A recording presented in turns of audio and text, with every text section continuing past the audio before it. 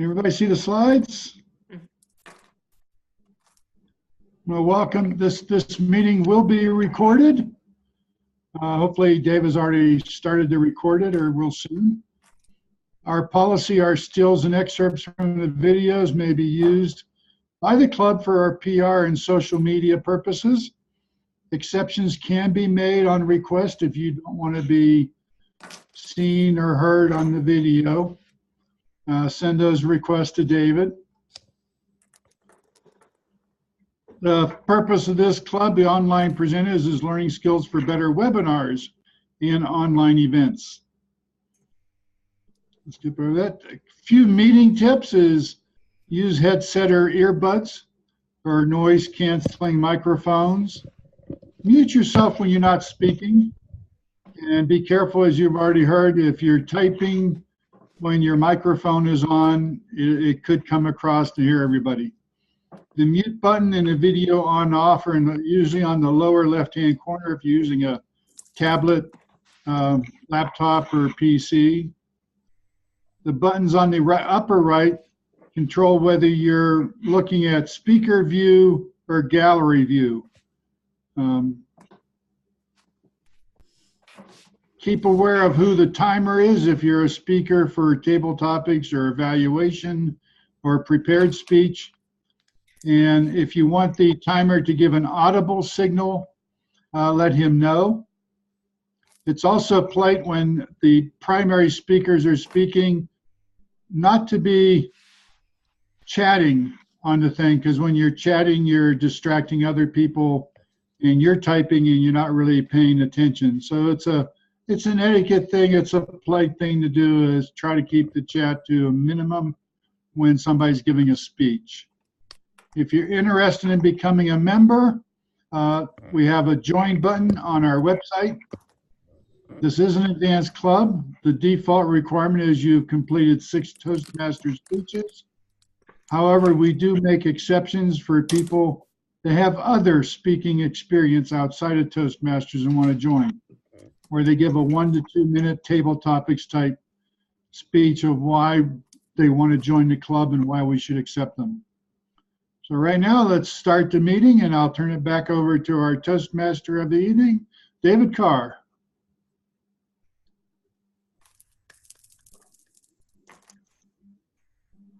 And I'm talking once again with my microphone turned off. So this is going to be going on all evening. I don't know. Maybe I can improve. Maybe I can learn sooner or later.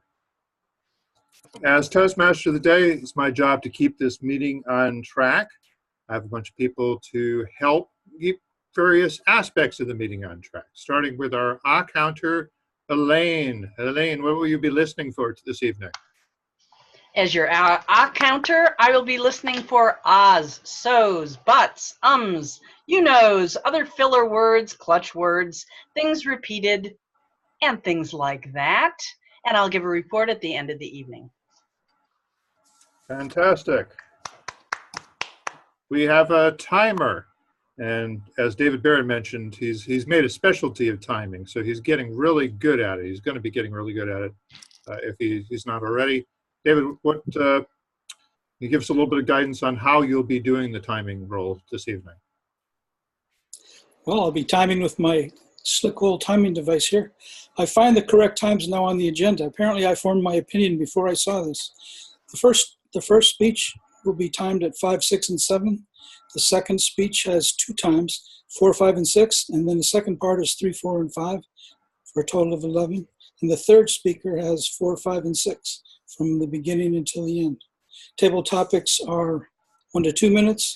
Evaluations are 2 to 3 minutes. There's a 30-second leeway on the end of everything and on the beginning of everything except table topics, which is definitely 1 minute. That's what I'll be doing. All right. Very good. Let's see. And our grammarian this evening, Graham Cairns. That would be me, Mr. Toastmaster. Ladies and gentlemen, my job as grammarian is to watch for the flights, the ebbs, the flows, the ups, the downs, the good and the bad of your use of the English language. For those of you for whom English is not your first language, I'm sorry, tough.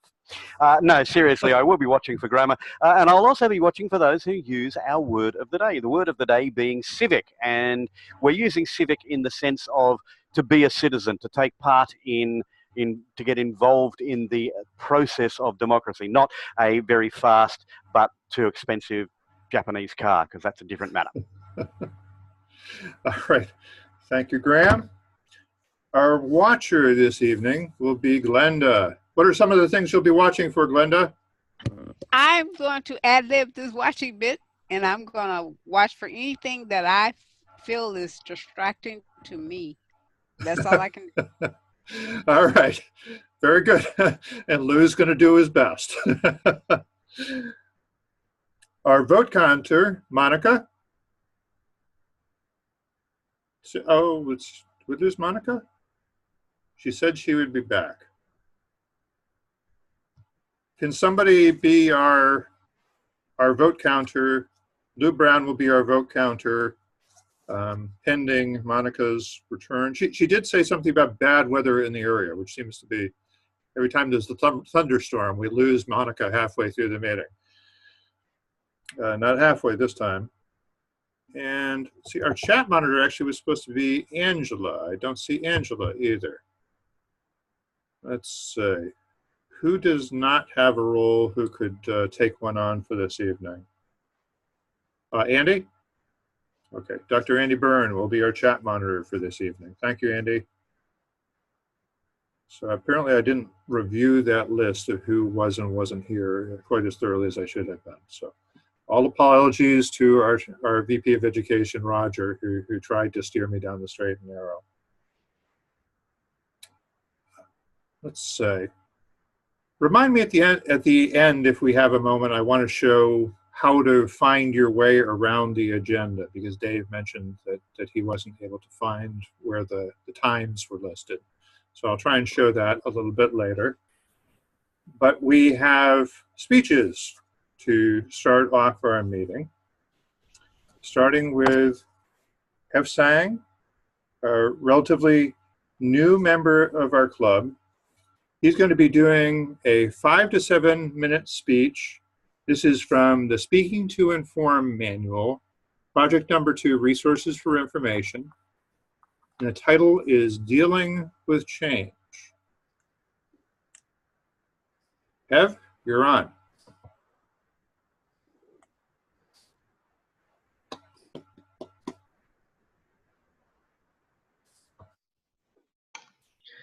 Toastmaster, fellow Toastmaster and guests.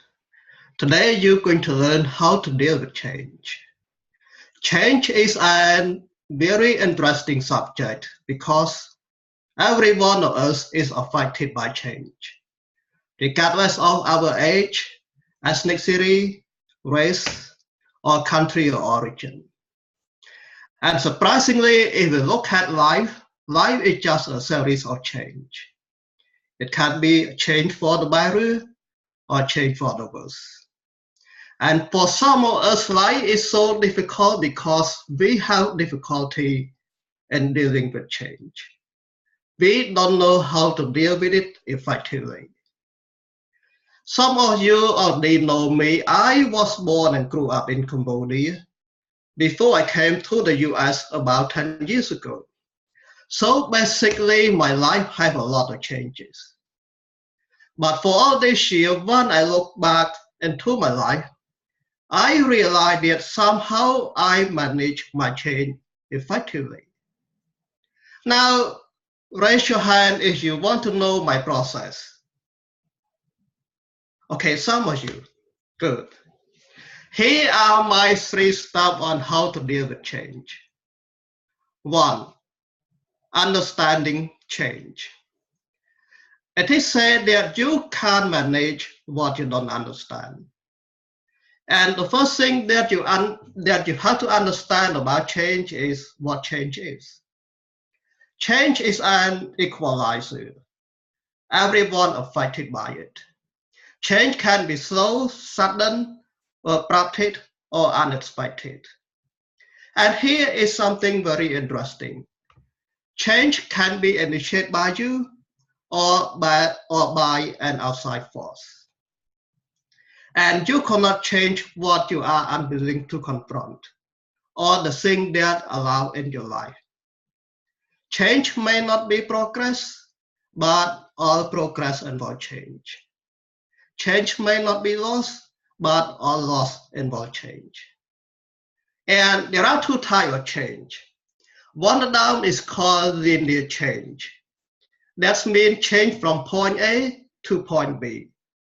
This kind of change can be accelerated or decelerated. For example, 10 years ago, I was in Cambodia, but now I'm here in the US. That is the change from point A to point B. And what is very interesting is that somehow this type of change may go in one direction, but may never come back. For example, you kill a pig and turn it into bacon. Or maybe you kill a chicken and turn it into chicken soup. There is no way that you could turn bacon into a pig or chicken soup into chicken. So you've got to be careful about this kind of change. And the second type of change is called cyclical change or circular change. For example, today is Monday, tomorrow is Tuesday, Wednesday, and then Monday again. This is this is fall, winter, spring, summer, and fall again. Circular change or cyclical change has been the foundation of many change theories. For example, history will repeat itself. Or if you don't learn from the history, you are condemned to repeat it. This type of change can be positive or negative, depend on how you look at it. So one of the process is to understand change and the two types of change. And the second process, how to deal with change, is prepare for it. As we already know, everyone is going to be affected by change. And change is here to stay. So the best thing that you could do is that you have to be prepared for the change. Well, change may be something that you unwelcome, but if you are prepared for it, most likely you know how to deal with it somewhat effectively. So those are two of my 3 steps on how to deal with change. Understand what the change is and be prepared for it. And the last step is learn how to take advantage of it. Now they say that change provide many lessons in life for us to learn. And a lot of people, they learn the most during the period of change. And if you look at a lot of changes, some of them may be unexpected. But if you observe carefully, most of the change leaves a lot of clue for us to guess what's going to be and what's going to happen. So as long as you see it's an opportunity to learn and grow, most likely you are able to deal with it somewhat effectively. So those are my 3 steps on how to deal with change. So once you face any specific change, here is the question that you keep asking yourself. Is it a linear change or a circular change? Second, what I can do about it? And third, what I could learn from this so that I could deal with it in the future. So in summary, each of us have to deal with change to a certain extent to learn how to deal with it. Because if you don't, all you have is changes. Toastmaster.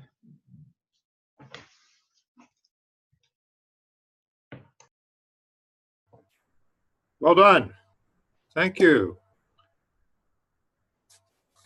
Our second speaker this evening, John Quick, is speaking from the Public Relations Manual. So this is one of those examples where we get to give the speaker a hard time because we are the members of the press.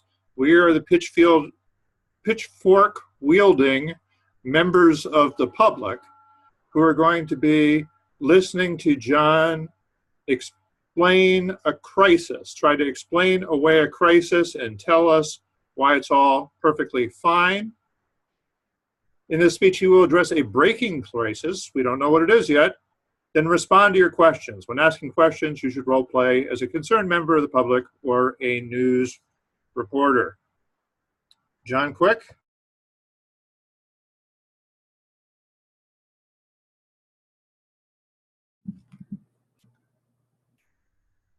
Welcome to the event today, members of the public and press. My name is John M. Quick, and I'm speaking today on behalf of the Centers for Disease Control and Prevention, or CDC. The purpose of our conference today is to give you the latest information on a disease that has become of growing concern and interest to the public and CDC alike. Acute flaccid myelitis, or AFM, is a very rare disease that affects the nervous system through the spinal cord and causes weakness in the limbs. While the effects of AFM share some similarities with other viruses, like the poliovirus and enteroviruses, there is currently no evidence that links AFM to existing diseases. Furthermore, in testing the spinal fluid of patients that have had AFM, no pathogen or germ has consistently been found between them, which suggests that the disease is not caused by a pathogen. Although this disease is very rare, we have seen an increase in cases since the year 2014. Between October 2014 and October 2018, there have been 396 confirmed cases in the United States. At this time, the CDC does not know why the cases increased in the year 2014 to the present. We do not know who is at a higher risk of experiencing AFM or why, and we do not currently know the long-term effects of the disease. However, the CDC is taking ongoing action to learn more about AFM and to share this information with the public. Here are some examples of the ongoing work at the CDC. We are working with health providers and local departments to ensure the timely reporting of all cases and to monitor patients. We are investigating all cases and testing specimens from patients to learn more about the disease. We are researching through multiple methods, including collaborations with researchers, to better understand the disease and its risk factors. We're working to increase awareness for AFM among the public. And we're continually providing updated information through our website and social media to our collaborators and to the public. This concludes our status update. And now we invite questions from members of the public and press. Go ahead. Mr. Quick, you say that there's been roughly 100 cases in the United States every year between 2014 and 2018, and that's an increase. What was the level of AFM before that? Is this a significant increase that we're talking about here? Thanks for your question. You asked about the trends in the disease and the numbers over the years. Since the CDC began tracking, which was only in 2014, in the recent emergence and when this disease became known, it has not actually been consistent year to year. I gave you the numbers in 2015. We had 22 cases in 17 states.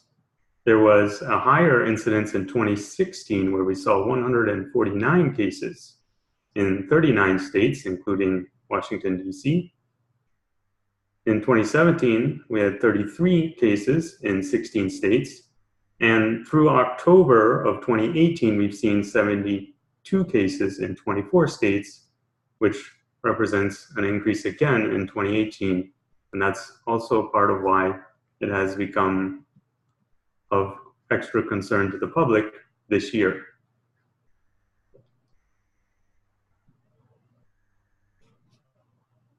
Andy.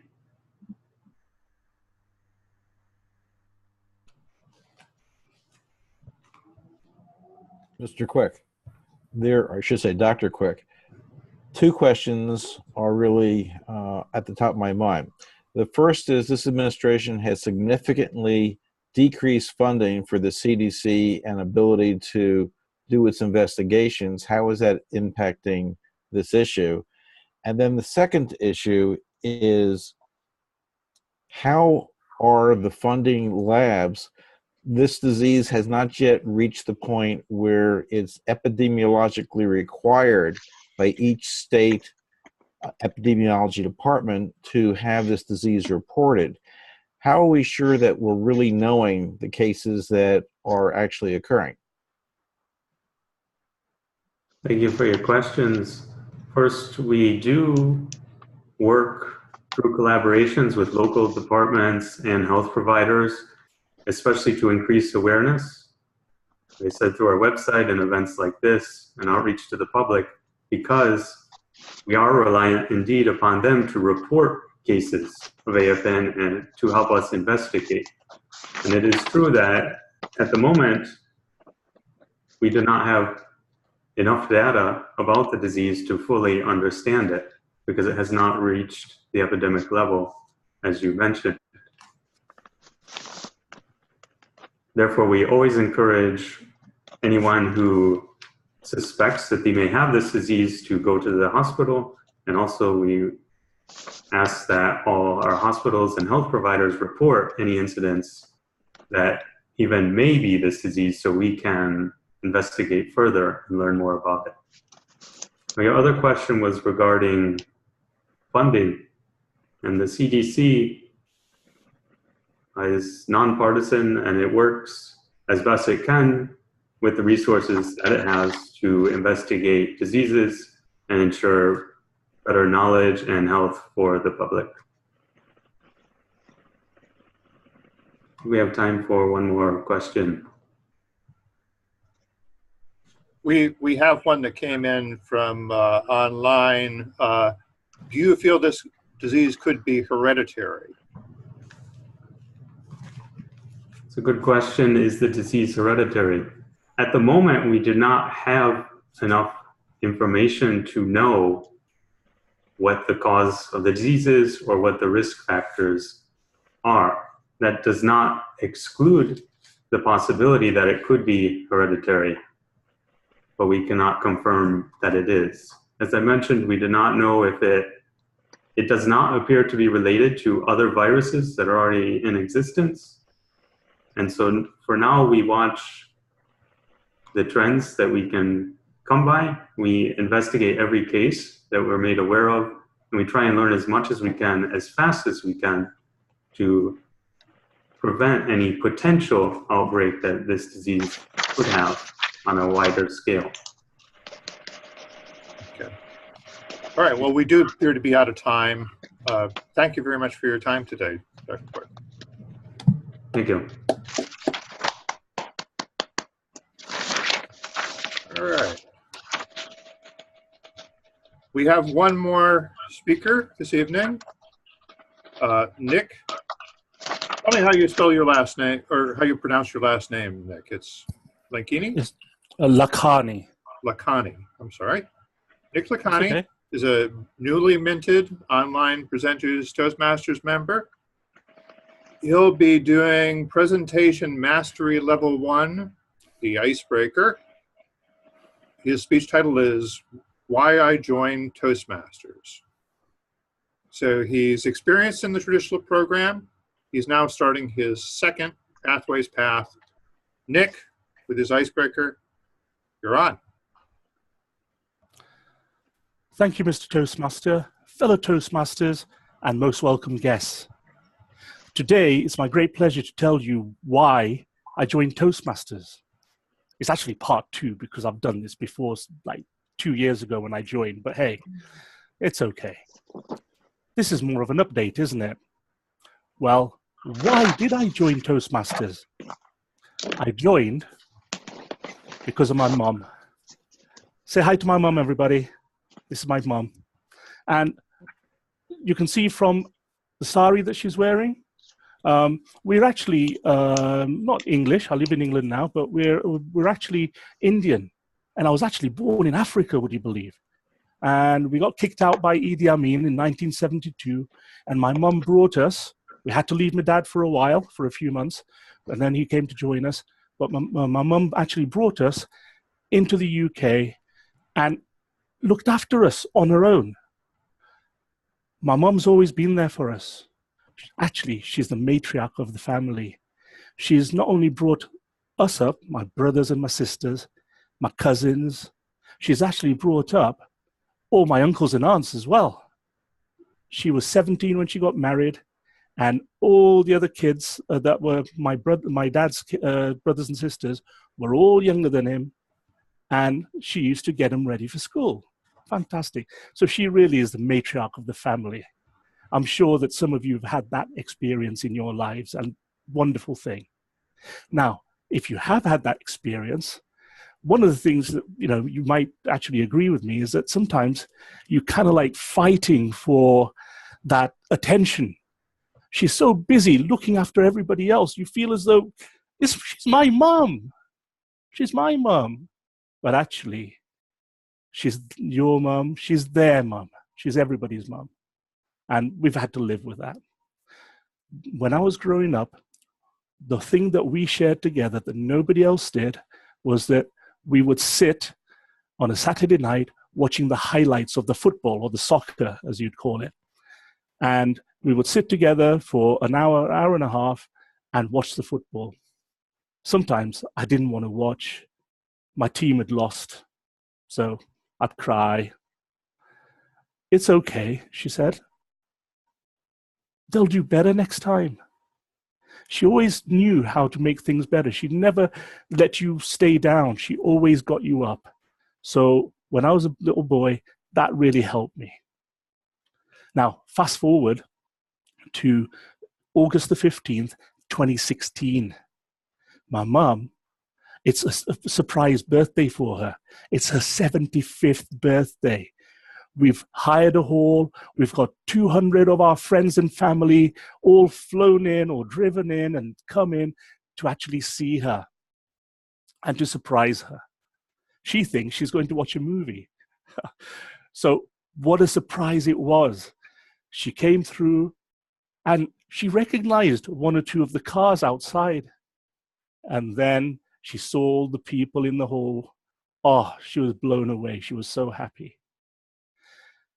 Actually, in our family, my brother is the best speaker. He's out of this world. And he was going to speak.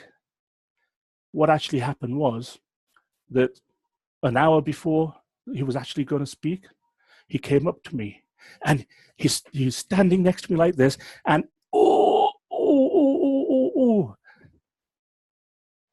he's got stomachache. He's had some dodgy prawns or something the night before. He's not well. He runs off and he says, before he runs off to the toilet, he tells me, Nick, you're on. It's your job. You're speaking. Can you imagine? My heart was going boom, boom, boom, boom, boom. And I was just going crazy. what am I going to say? This wasn't me. It's not my job. It's your job. Okay, I'm a good speaker, but you know what to say. You know how to make people laugh. I can't do it. So I had a few minutes to sort out some ideas about what to say. And I wrote down 3 things. I wrote 3 things I could say about my mum. Unfortunately, they turned out to be 3 stories. And 3 is a great number, isn't it? But what I did was, I had my mum at my side, like this. And she was looking so proud. And,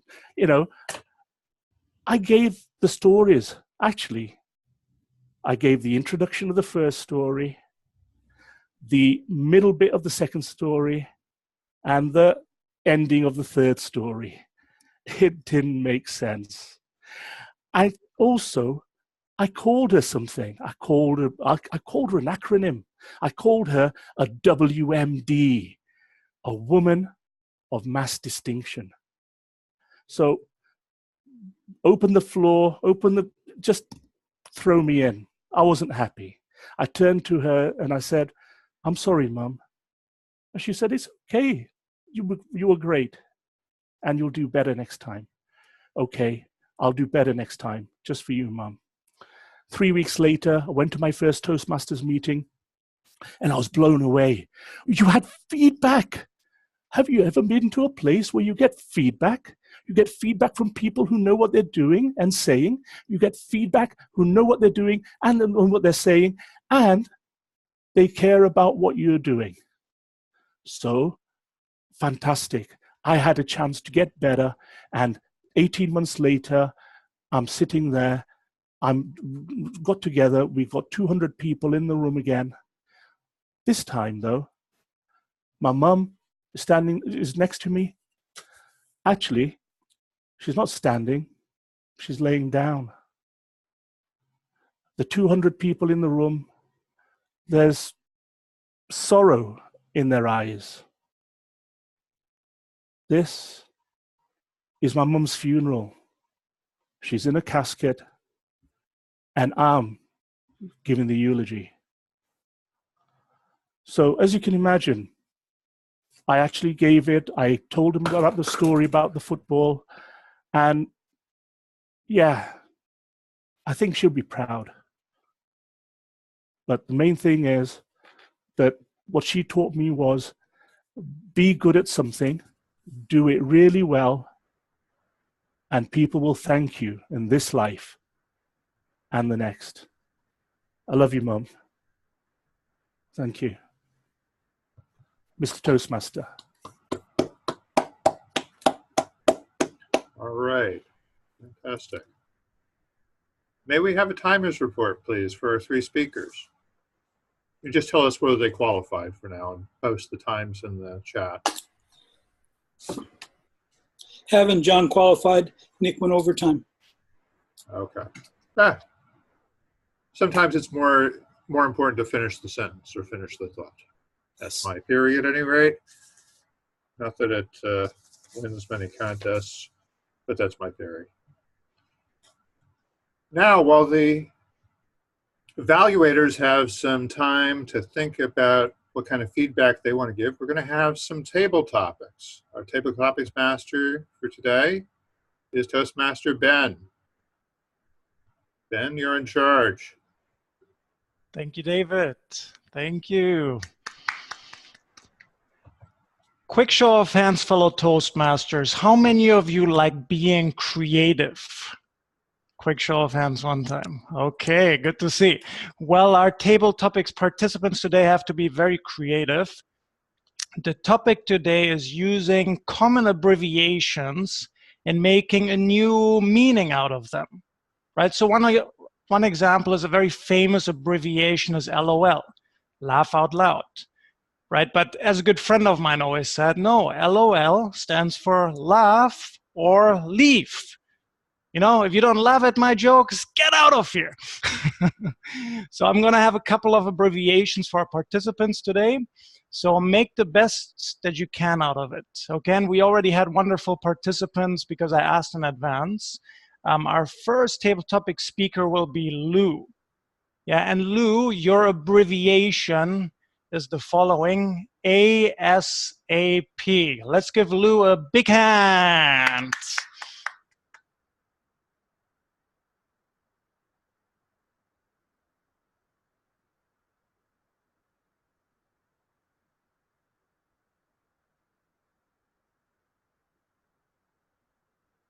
We can't hear you. Lou, we can't hear you. Thank you, everyone. You realize I have my device muted.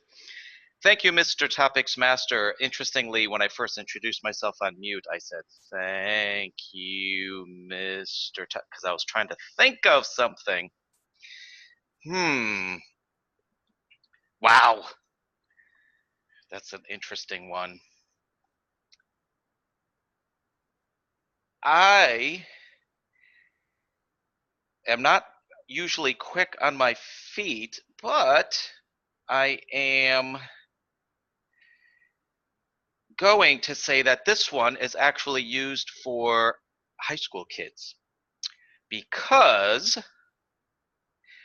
when right around graduation time, as they are getting ready, and this is typically the junior senior classes, I don't know about your high schools, but my high school had proms for both the juniors and the seniors.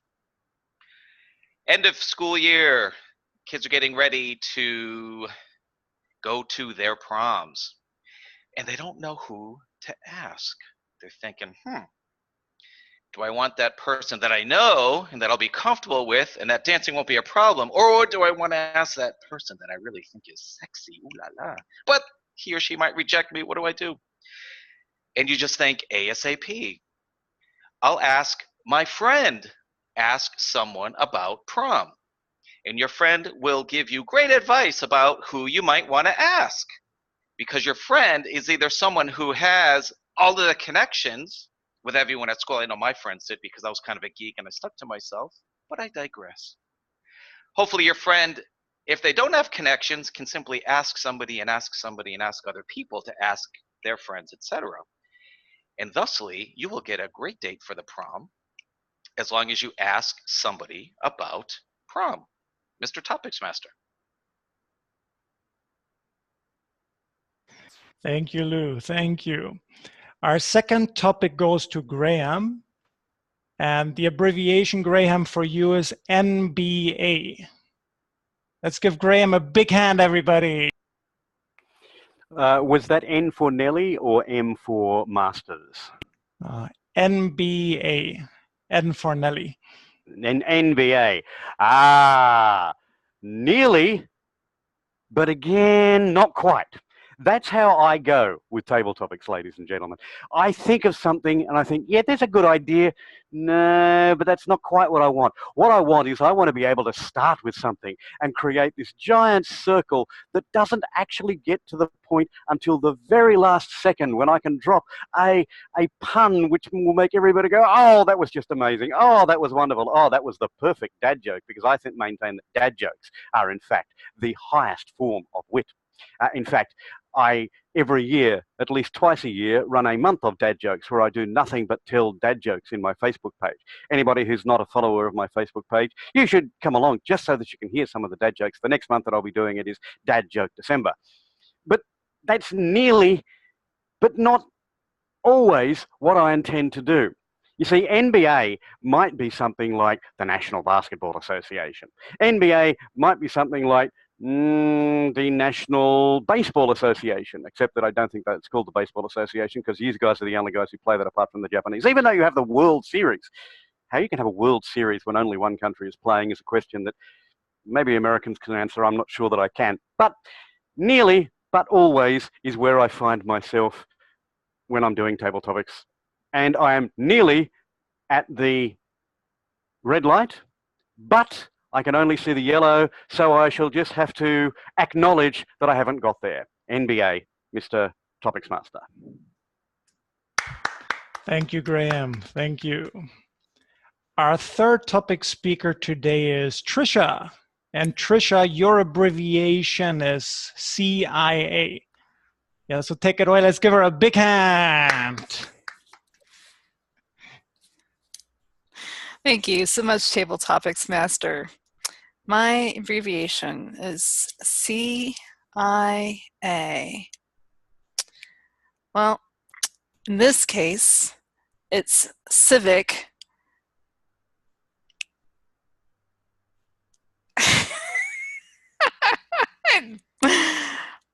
Civic in action. Civics in action is what CIA stands for. This is a group that I am spearheading to go around my entire very small town of Gettysburg.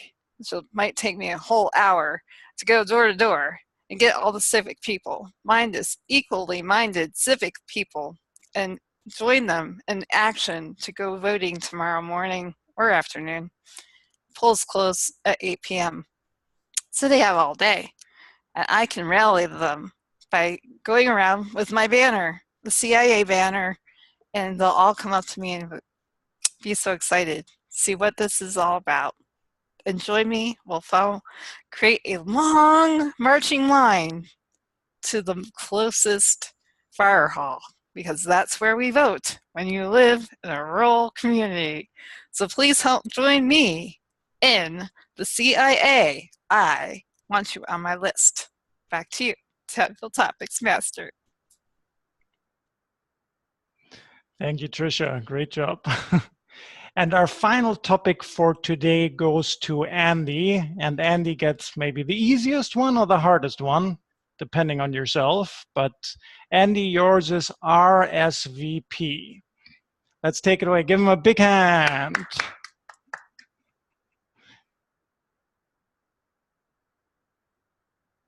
In the traditional sense, RSVP means you're responding to a personal invitation.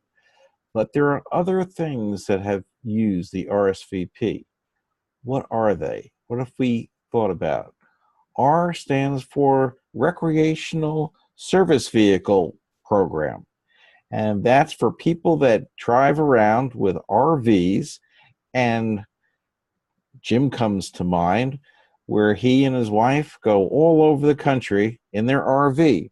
So they're servicing people as they're servicing themselves through that RV. There are other definitions that could also come to mind, some political, but I'll stay away from the political for the time being. Thank you very much.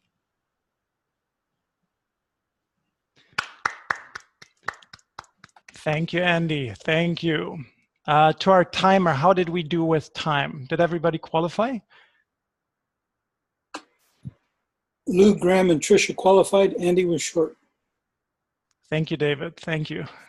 Yes. All right, then please vote for your favorite table topic speaker. And back to you, Mr. Toastmaster David. All right, great job, Ben. Very creative. It's always good to throw people a little extra curveball. It's time for our evaluations. In this club, the Toastmaster Today, it introduces the evaluator, and then the general evaluator comes in and bats clean up. Tells us what we overlooked. Our first evaluator, evaluating head, will be Lois Margolda. Lois? Thank you, David. My fellow Toastmasters, welcome guests, and most especially Have. Dealing with change. This is from our Speaking to Inform, Project 2, Resources for Information. I found this very interesting. Have, I thought you did a really good job with this. Your content is amazing. You really have a nice way of presenting and giving us information that's usable. It's not just, oh, well, I think we could do this. It really had a beginning, a middle, and an end. And I appreciate that. I appreciate the fact that you came in and you had 1, 2, 3, and then you had an A and B stuck in there, but it was okay because I understood. You're going from A to B or you're going in a circle. I think the word you were looking for was cyclical, and you were kind of questioning that one, but that's what you were looking for. So what did you do really well? You presented, and sometimes when you stumbled over something, you just kept going and you had your plan laid out. You knew exactly where you were going. What are some of the things you might want to consider about improving? Well, when you ask the audience, Who here wants to hear my plan? You always run into the possibility that no one raises their hand. Perhaps a better question might be, who here has ever been involved in change? Now you know everyone's going to raise their hand because we've all had change at some point in our life. The other thing I would recommend is personalize this. You started it, but you stopped cold. And I was like, come on, you got to give it to me. You talked about the change in your life. That 10 years ago, you moved from Cambodia. You did tell us that was A to B. So far, I'm with you. But there were two other parts about your change process. Part 2 was prepare for the change, and part 3 was learn from the change. How did you prepare for the change of coming to America, and what did you learn from it? I would have preferred to have heard a whole story wrapped around your life and this move, and then come back at the end as your conclusion going, you've heard my story, that you have to understand the change, you have to prepare for the change, and lastly, you have to learn from the change. And what I learned is da-da-da-da-da. So I felt cheated that I didn't get to hear your whole story, but I know you're on the agenda down the road, so I'm hoping that you'll tell us all about your story and how you came to America. Mr. Toastmaster.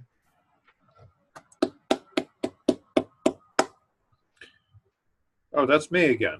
There we go. Evaluator number 2. Adrian Williams will be giving some feedback for John Quick. Adrian? Fellow Toastmasters, guests, and most importantly, John. I mean, you really set us up with your background. That is an amazing use of the green screen. I felt like I was in Washington about to walk up those steps to hear you do this press conference. You really did a good job putting us in the picture. Kudos on that. You knew your facts. You were well prepared. It was clear to us that you had researched this topic. You knew all your statistics. You had everything down, all the way down to the exact number of cases for the last 4 or 5 years. It was definitely an interesting topic. I thought you did a good job of talking with the people who asked you questions. You were prepared. You had a response ready. It was like whatever they came with, you were there for them. I commend you on that. Some of the areas of improvement. I would say sometimes when you're speaking, you can tend to sound monotone. You use the same voice throughout the whole speech. And it would have been a great idea for you to start out with something like, settle down, we've heard your responses, we have an update for you on the outbreak of whatever this thing is. And there was also a missed opportunity there because there's an actual outbreak going on right now in New Jersey where there's some virus that's killing a bunch of babies. And when you first started talking, I was thinking, wonder what's going on with that story. I thought that you were headed there. You did talk about something that was relevant to all of us, but it would have been great to have a little introduction on why you were given this update. There was a breakout, there was a new case, the person's still in the hospital, and then we would have known where you were going with this thing. Maybe there was a breakout in Miami, Florida, and there were 50 cases in the last 6 months over the last 5 years. We would have all been like, oh my God, do I need to get checked? Is there something going on with my spine? Are there symptoms? What do I need to know for that happening to me? That would have helped us a little bit more to become engaged with what you were talking about and become passionate about the subject, and also want us to research what is this epidemic going on in our life. I thought that you also did a great job in just sticking with the plan.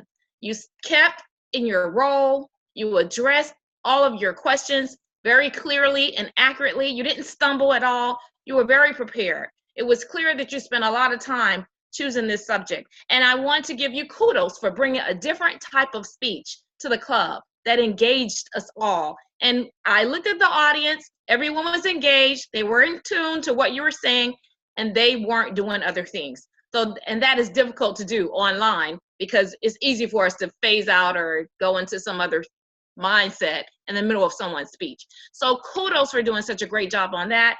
I look forward to your next speech. And of course, I cannot wait till you're a distinguished Toastmaster. Fellow Toastmaster, back to you. All right, thank you, Adrian.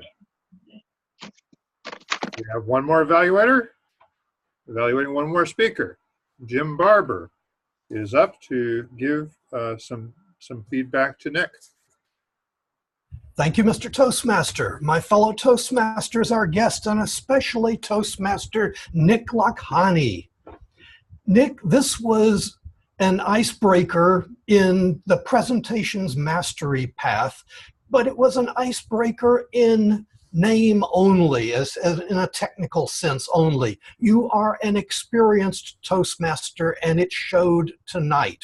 You were comfortable in talking to us. You were conversational. You didn't speak to us. You conversed with us. You talked with us. That was great. You showed your sense of humor. I loved Woman of Mass Distinction. That was terrific. And you had other things where you introduced humor, light humor throughout your presentation. This was an interesting approach to an icebreaker. The icebreaker, you're to tell us something about yourself, and you did that, but you did that by telling us something about your mother, and that was so very, very nicely. We got to know you both. In doing this, you showed that you are an accomplished storyteller. I know this because I was switching between the speaker view and the gallery view, and in the gallery view, everybody was mesmerized. They were following what you were saying. Nobody was drifting off. Nobody was doing other things. We were all hanging on your every word. And that brings me to the only suggestion that I have for you. In speaker mode, you were great. I could see your face. I could see your expressions. Everything was fantastic. But in gallery mode, which, as I say, I was watching to see the audience, your face, let's see if I can do it here, you were speaking about like this, and it was kind of hard to see your expression, see your face. I would suggest that you use more of the video frame, get in closer, something like, there you go, something like that, so that we can see your face, we can see your expressions, and it will enable you to connect a little bit better with the audience. But that's the only suggestion that I've got for you. You were great tonight, thoroughly enjoyed it, and looking forward to your next presentation. Mr. Toastmaster. Excellent. Thank you, Mr. Barber. Again, Mr. Timer, can we have our timer's report? Everyone qualified. Okay. If you want to post the specifics in the chat box, that'd be good. Okay. All right. So let's hear from some of our additional functionaries. Graham, a grammarian's report, please. Very brief grammarian's report, Mr. Toastmaster. There were no particularly egregious errors today. I do like that word, so I'm going to use it. There were a few observations that I would make. Have you used the words, here are my 3 stuff to deal with change? Now, I love stuff, but suggestions, observations, comments might work better. And you actually used that stuff, I think, 3 times during your speech, but you made up with it with the phrase which somebody else has already commented on: change is an equalizer. That was a delightful phrase, and I commend you for that. Nick used the word matriarch, not something that we hear often. Good, short, sharp, active words. He also spoke about his brother eating some dodgy prawns, which made me laugh. But here's a question.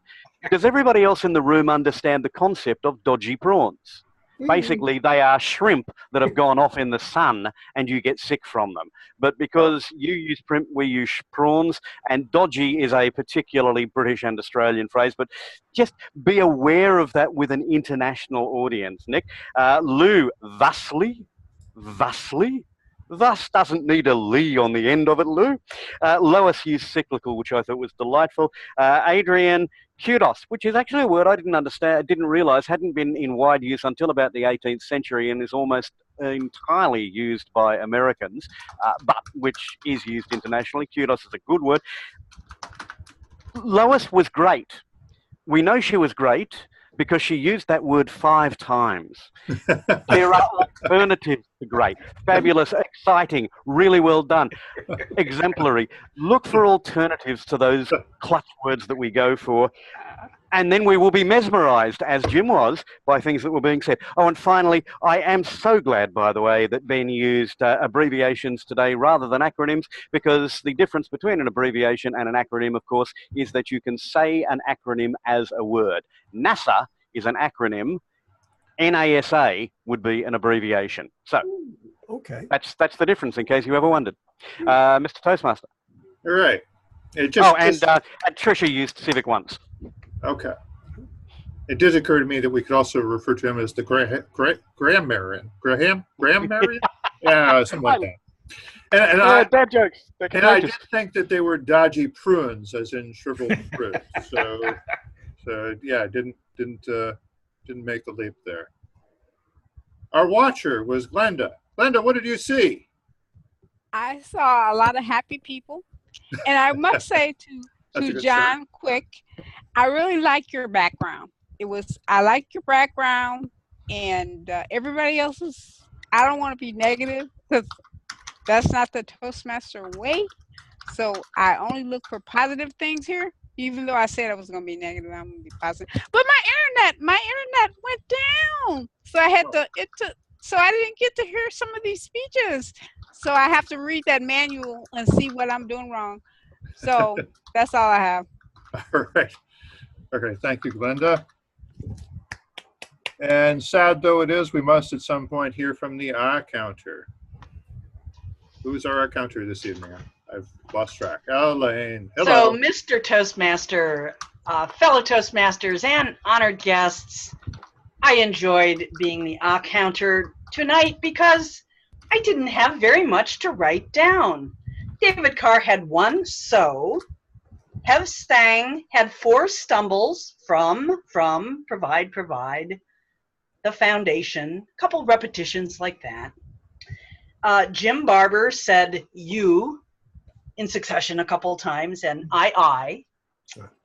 Tricia said well once, and let's see, Nick Luck-Honey also had some double clutches. My, it's, I'm, you, and one And that is my report. Everyone else had nada, zip, zilch, terrific.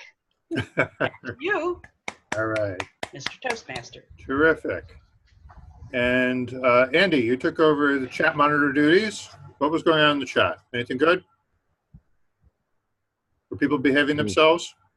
People behaving themselves. Several weeks ago, there was a point made that just as if you were in a physical club, it is inappropriate and rude to be typing away on the chat room while you're supposed to be listening to the conversations of the speeches.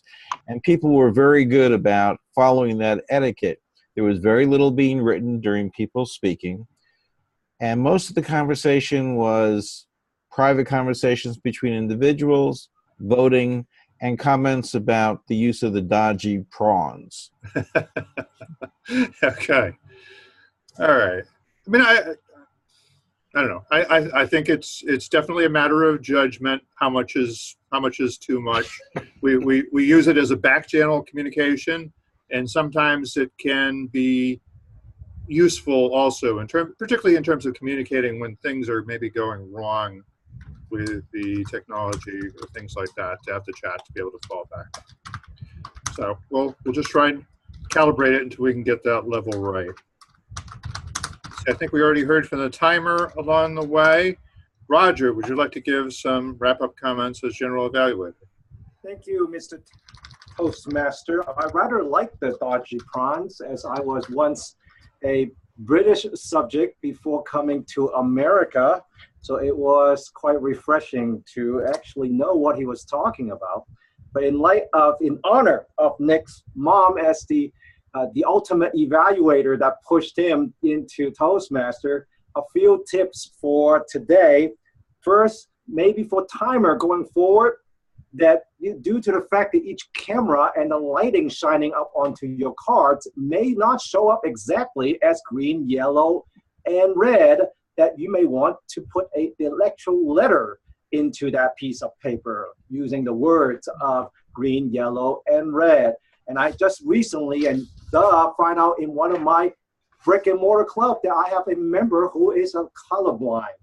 And that, why didn't we think of it? Use the word. Number 2, I will speak a little bit about the lighting. Majority of you have very good lighting. For those of you who does not have lighting shining into your face, sometimes it may be better to turn off your video, or else that when you, like for someone like myself who have glasses, that if I am darkened and I move a little bit, and all of a sudden there's a little flash and a little flash here, and that may distract others because we do want to see your face. Now, in our club, perfectly fine, however you please, but we also are using this platform to train ourselves to move forward to other speeches and other online presenting. So you want to use this as your training ground. You can fall flat on your face here, but I don't want you to fall flat on your face out there when you're doing other presentations. So do something. If you need to talk to me afterward, that's perfectly fine. You want a little bit of light into your face. With that said, my very last comment, which contrary to what was just mentioned earlier, and I think has to do with the context of the people in this room, I would guess that 80, 90, maybe 95% of us are coming from predominantly an offline world into the online world. Therefore, we subconsciously assume we got to bring in our experience from the offline to the online world. In terms of chatting, for example, that's not necessarily true. I'm not going for or against. I'm just simply reflecting another version where if you have been active on some kind of an online dialogue, those chat is a way of reflecting. If you are being humorous, we'll laugh. What else can we do? We're all muted. The only thing is you can see me, I'm doing like this. Well, that's my way of responding to our speaker, that I have some kind of reaction. Another way is the texting. Now, I'm not suggesting that we have to go one way or the other, simply giving you a different point of view. With that said, back to you, Mr. Toastmaster. Just to tag on to that for a second, if you're doing a Facebook Live session, often all the feedback, all the interaction with the audience is via chat. And a lot of on professional webinar formats, it's the same thing. You actually don't have the chance to talk face-to-face with your audience. It's the chat that you have to keep an eye on. Or actually, Jim Gold could tell you more about this, but it's good to have a partner to work with. That's why Jim and Chris do their thing to get, well, they're married, so they have other reasons for doing stuff together, but it does help to have somebody backing you up so that one can be the on-screen person, the personality of the moment, and the other person can be watching the chat. So I said we do it. I said I wanted to very quickly make sure that people understand how to navigate our agenda.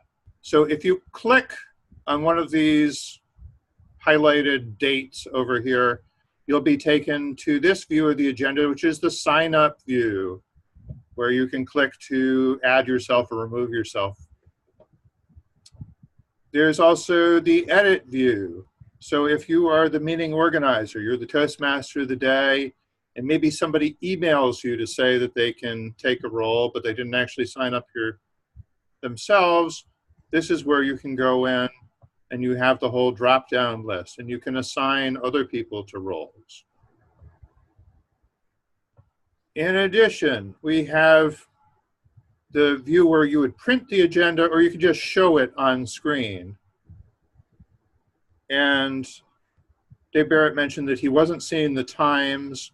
I guess you don't see it in the sign-up view, but if in this view where you're printing it or showing it on screen, we do have a display of the green, yellow, and red indicators. So we have a little bit of a cheat sheet there. Also under agenda is email. So this again is when you're organizing the meetings and you're trying to nudge people along. Well, this week's meeting isn't a great example, but if I went to next week, we would see all the open roles. Here we only have backup speaker as an open role, but we can send this out. We can customize the subject line of our email. We can type a little note up top. and we're providing people with a link that they can use to get them signed up. So those are a few productivity features that are built into our website. I want to make sure you know where to find them. With that, let me turn it back to our president, Jim Dent, so he can wrap up. Okay, thank you, David. Well, what I'd like to do is hear from our guests of what they thought of the meeting. So first, Therese, would you like to tell us what you thought of our meeting tonight? This was a great meeting. This is my second time to join an online meeting, and there's definitely a difference between an advanced online meeting than a regular club meeting. And I really enjoyed this meeting. It shows to me that it has a lot of benefit. And I appreciate you having me, and I look forward to being here next week with you. That's great. Thank you. Love to have you back next week. Thank you. And the link is the same for next week? Yes. Okay, thank you. Joy, tell us what you thought of the meeting tonight. Unmute. There you go. Yeah, I think it was a most interesting meeting. And yeah, thanks for letting me attend it again. Thank you. Thank you. And is anybody I miss? I think we also have, oh, well, Trisha's an old hand, actually. But we should get her feedback anyways. But I wanted to point out that we also have Nicole, who I don't think was around for self-introductions. Can't hear you, Nicole. Unmute yourself. Thank you. Sorry about that. Sorry I was late. Had some internet connection issues. This is my second time joining you all, and I found it very engaging. I really like the style of each presenter, because this really taught me that, although each individual style is very different, you still come away learning something.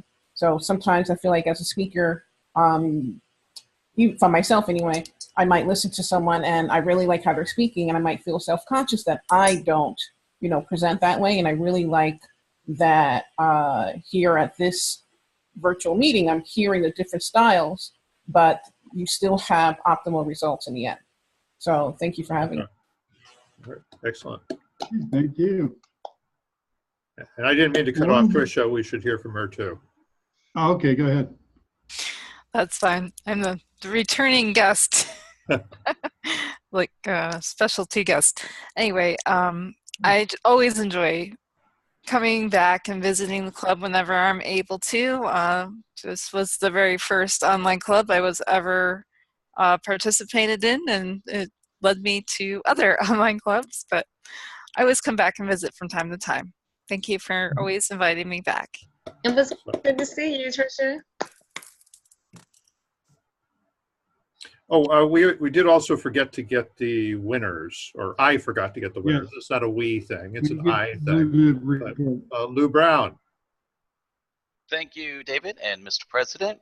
I'm not sure if this is the first time this has happened, but we have a near tie for each of the 3 best categories. The winners won by only 1 vote, thusly a testament to the talent of our speakers. I was looking to see if Graham left or not. Sorry, Graham. And the winners are, for best table topic, Graham. Woohoo! Best evaluator, Lois. Woohoo! And best speaker, Mr. John Quick. Woohoo! Thank you all. Mr. President or Dave, back to either one of you. President. Okay, well, I've got nothing else to say unless anybody else has any announcements they want to make or say anything. Feel free to speak up. I will just let the guests know that I'll be in contact with you tomorrow, and hope to hear that you're thinking of joining. Great. Anybody else? Can I just say, folks, I think I attended 2 meetings, and it's absolutely been a pleasure. I'm so happy that I joined. I really enjoyed this group, even though it's 2 in the morning over here. It's, you know, I'm 4.5 hours away from waking up. But you know what? It's all good. Thank you for your time. I've really enjoyed it, and I'll see you all next week. So, Excellent, Nick. and keep off the prawns. Linda, did you have your hand up? Can't hear you. I was just instead of talking with the imagery. That's all I was doing. Okay. All right. Well, everybody, go ahead, Dave. No, I was just going to say, have a good week. Good night, everybody. Yeah. Good night. Good night, everyone. Have a good week. Good night. All right, bye-bye. See you next week.